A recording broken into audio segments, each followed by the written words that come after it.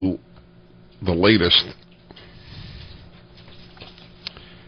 We had Michael Ledina on. When was Michael Ledina? Was he on? He was on last week. Tuesday. And we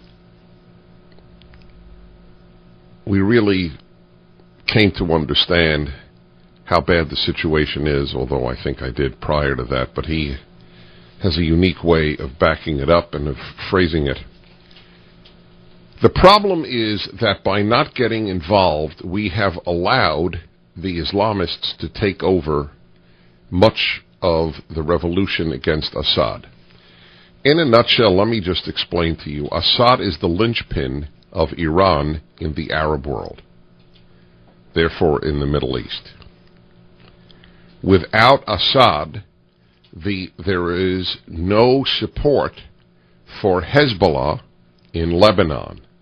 You remember, Syria occupied Lebanon for decades. And finally, there was a revolution of sorts in Lebanon, which kicked the Syrians out. But the Syrians still had their player in play, Hezbollah, which is another arm of Iran in the Middle East. Now, let me explain even further. Hezbollah is Shiite. So is Iran. Now, I want you to try to follow, because I admit it can get a little complex, but I'm usually good at making things clear. But I'm laughing because they are so complex.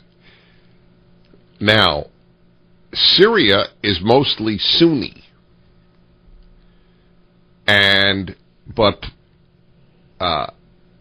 Assad is neither. He's a member of a small sect that governs Syria called the Alawites.